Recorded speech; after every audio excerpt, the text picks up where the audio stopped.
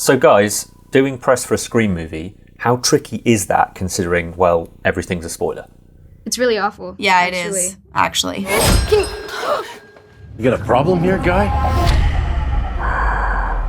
I Yeah. feel like press in general, you always say the same thing, but then also people will take absolutely anything that you say and make it a spoiler of some sort, and then you think, did I actually spoil the movie? I feel like I'm really insecure. It is mortifying. I already, like, yesterday was our first junket day, and I felt like I maybe gave stuff away in 7 of the interviews, and afterwards I was like, I shouldn't have said that. Let's just do this in silence for the next 5 minutes. Yeah. Sounds good? Cool. But in a British accent silence. I'm game. If I didn't have my You just boss go like leaning this. on me, I'd be Yeah. doing it right now. I'm drinking tea. Don't you bloody know? It followed me here. And it's gonna keep coming for us. We share a certain history. I was wondering how early on in this 4-minute interview I should reveal my Nashville t-shirt. I love There you go. it. Awesome. Right away. Nice, Ali. I appreciate Had that. to be done. Much love. Cool. So you guys are doing press for a Scream movie, which strikes me as being utterly impossible. How hard is it to talk about this film? It has proven to be a challenge.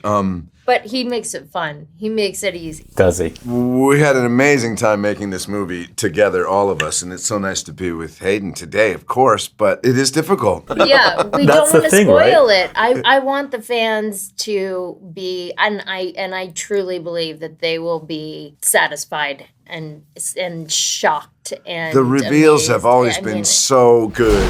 What is this place? A shrine. Scream's a movie about the rules of horror movies, and a movie within the movie, and then a reboot of the movie. Yeah. But it that's one of the rules. We're gonna have that big scene, and It's that's what the people wait. are waiting It for, is right? worth the wait. Most of all. I'm telling you. I hear you're a horror fan. It's been said. Jasmin, you've got to do these long explainer monologues of basically being the geek of the group, explaining it all. Oh my god, he's making a requel. A what? Or like a sequel. Fans are torn on the terminology. Please speak English. Are there lines in there that you'll never ever forget because you've got to force them into your brain?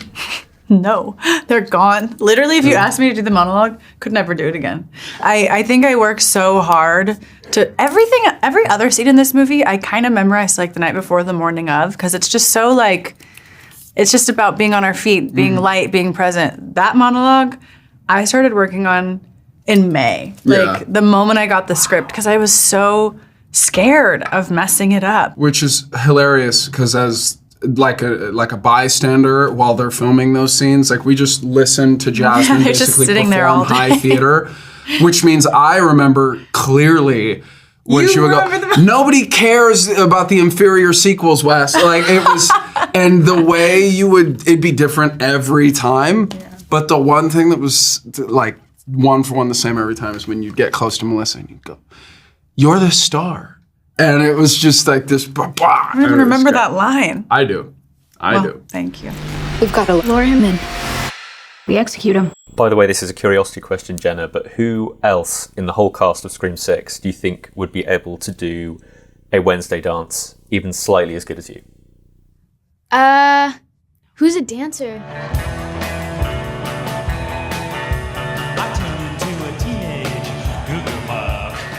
I feel like maybe Jasmin. I feel like Jasmin could probably pull something out of her pocket and be really impressive. And make it hers. Yes. Yeah.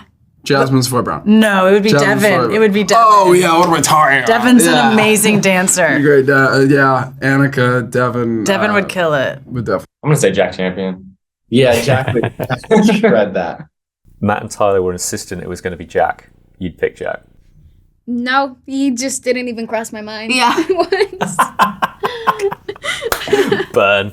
But Jenna, I mean, wow, iconic. Yeah, really. And we've been knowing that for a long time. That's right. Do you get knackered at the end of a day? Come on! Because you've got to be screaming, crying, contorting your face in fear. How many takes do you have in you when you have to really go full scream?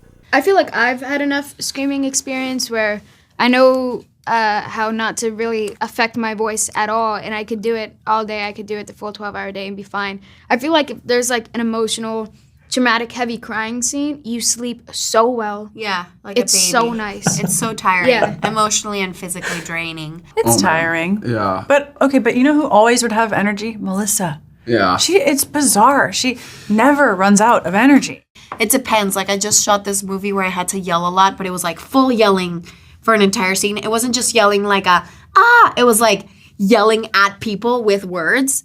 And after like take number 40, I was like, all right, I think I can't do this anymore.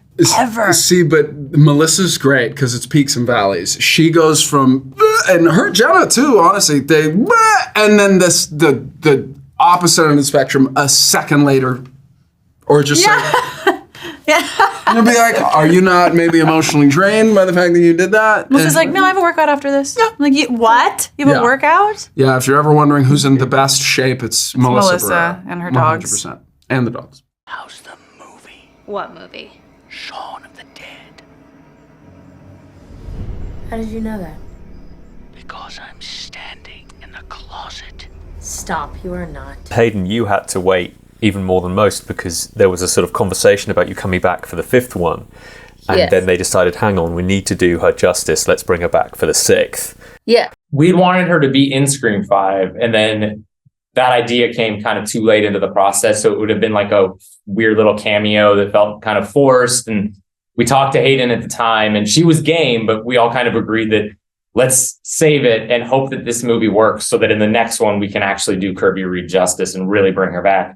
How satisfying was it to be back in front of the camera with your FBI badge and gun in your pocket? So satisfying. So satisfying beyond. I mean, I was knocking on their door. I was calling them up going, hi, I think I just might be alive still. And I think I could maybe help out. So if there's a potential and an opening for me to come back, please, I'm begging you.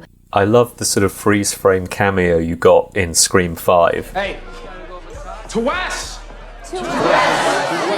That was a real treat. Were you aware that was going to happen when you watched it? No, and I think I kind of missed it the first time because I knew that I was saying hey or happy birthday to Wes in the movie, but that moment is you have to be paying so much attention and people loved it. They're magicians. I can't imagine what it was like for Drew Barrymore doing the principal voiceover in the last one. Just surreal. Attention Panthers! A reminder that all classes and school activities are canceled tomorrow due to public safety concerns. How much are you enjoying, Jenna, being able to actually walk and move in these movies? Because the last one, not so much. It's such a relief. It's weird because now I feel like I actually have to act. How are you feeling? You came? Of course I came.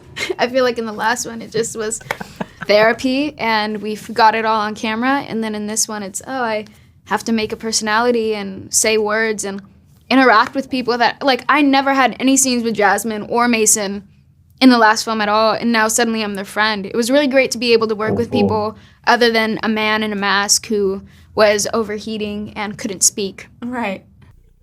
Melissa, I was wondering, when you get fans spotting you in the street, are they either a little bit scared of you or are they singing something from In the Heights? They're never scared of me, I don't think. They do sing In the Heights sometimes. Yeah. But yeah, I don't think anyone's scared of me. I don't know what that says about. Well, I'm just thinking, your character's family. Yeah. I'm scared of Melissa Yeah. in the best way. I'm just intimidated by her excellence. All right, guys, I'm going to wrap things up with a good old bit of silence. Nailed it. Thank you so much. Take care. Thanks for watching. If you enjoyed this video, don't forget to subscribe and click the bell icon to keep up to date. You can listen to my Radio 1 movies and TV podcast, Screen Time, on BBC Sounds. And you can find these interviews in full on BBC iPlayer by searching Movies with Ali Plumb. Take a little